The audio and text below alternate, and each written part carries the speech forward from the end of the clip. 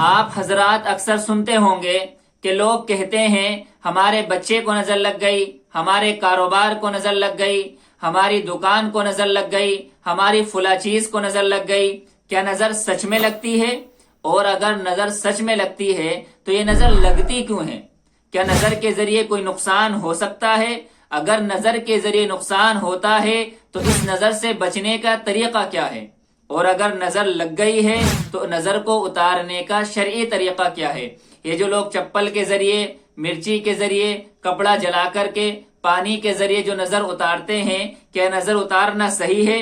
ان تمام سوالوں کا جواب انشاءاللہ آج تفصیل کے ساتھ دیں گے۔ سب سے پہلے آتے ہیں پہلے سوال کی طرف، کیا نظر بد کی کوئی حقیقت ہے؟ کیا نظر سچ میں لگتی ہے؟ تو اس کا جواب ہے ہاں۔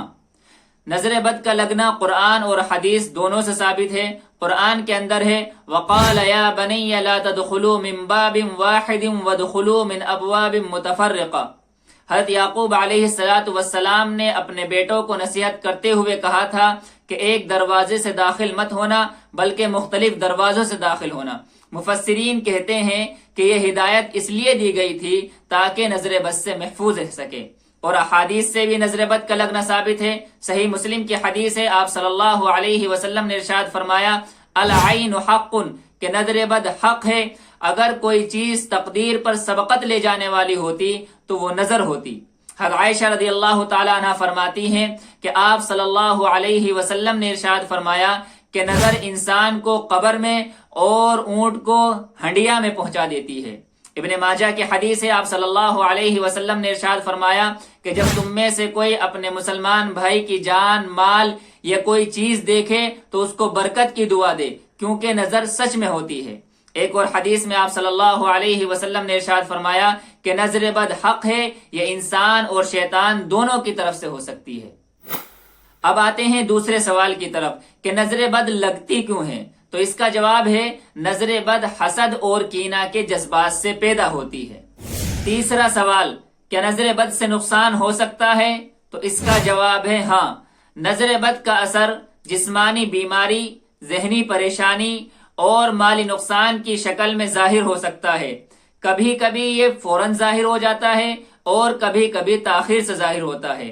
اور نظر بد سے نقصان کا ہونا یہ احادیث سے بھی ثابت ہے۔ آپ صلی اللہ علیہ وسلم نے ارشاد فرمایا کہ شیطان انسان کے ساتھ رہتا ہے یہاں تک کہ وہ نظر بد کے ذریعے اس کو نقصان پہنچا دے۔ ایک دوسری حدیث میں آپ صلی اللہ علیہ وسلم نے ارشاد فرمایا کہ نظر بد انسان کو پہاڑ سے گرا سکتی ہے۔ چوتھا سوال، نظر بد سے بچنے کا طریقہ کیا ہے؟ کہ ہمیں نظر نہ لگے، اس سے بچنے کا طریقہ کیا ہے؟ تو اس کا طریقہ یہ ہے، سب سے پہلے اللہ پر بھروسہ کرے، اللہ سے پناہ مانگے، معوذتین یعنی قل اعوذ برب الفلق اور قل اعوذ برب الناس پڑھتے رہے، صبح شام کے جو مسنون اذکار ہے وہ پڑھتے رہے۔ دوسرا، صدقہ دیتا رہے، کیونکہ صدقہ مصیبتوں اور بلاؤں کو ٹالتا ہے۔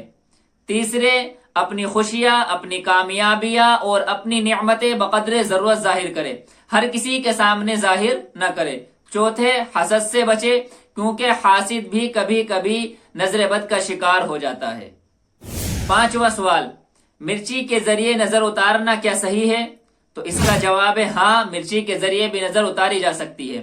اس کا طریقہ یہ ہے کہ 7 مرچی لی جائے اور 7 مرچی میں ہر مرچی کے اوپر سورہ قلم کی آخری 2 آیتیں پڑھی جائے اور ان کو پڑھ کر کے جس کو نظر ہوئی ہے اس کے پورے بدن پر 3 مرتبہ ایسے گھما دیا جائے اور گھمانے کے بعد آگ میں ڈال دی جائے۔ اس کے علاوہ جو بھی طریقہ ہے چپل سے نظر اتارنے کا، پانی سے نظر اتارنے کا یا کپڑا جلا کر کے نظر اتارنے کا، جو بھی طریقہ ہے تو اگر اس میں کفریہ یا شرکیہ کلمات کا استعمال نہیں ہو رہا ہے تو جائز ہے، اور اگر کفریہ اور شرکیہ کلمات کا استعمال ہو رہا ہے تو جائز نہیں ہے۔ پانچواں سوال، نظر بد اتارنے کا شرعی طریقہ کیا ہے؟ تو اس کے مختلف طریقے ہیں۔ ایک طریقہ تو یہ ہے کہ آپ صلی اللہ علیہ وسلم کے اس قول بسم اللہ اللہم اذہب حرہا وبردہا ووصبہا اور آخر میں قم باذن اللہ کہہ کر جس کو نظر لگی ہے اس کے اوپر دم کیا جائے۔ دوسرا طریقہ یہ ہے کہ سورہ قلم کی آخری آیتیں پڑھ کر، آخری 2 آیت پڑھ کر اس کے اوپر دم کیا جائے جس کو نظر لگی ہے۔ تیسرا طریقہ یہ ہے کہ الحمد شریف، معوذتین، قل اعوذ برب الفلق، قل اعوذ برب الناس، آیت الکرسی، اور یہ دعا اعوذ بکلمات اللہ التامہ من کل شیطان وہامہ ومن کل عین لامہ پڑھ کر جس کو نظر لگی ہے اس کے اوپر دم کیا جائے۔ امید ہے آپ کے تمام سوالوں کا جواب مل گیا ہوگا۔ اگر مل گیا ہے تو صدقہ جاریہ کی نیت سے اس کو آگے بھی شیئر کر دے تاکہ دوسرے لوگوں کا بھی فائدہ ہو جائے۔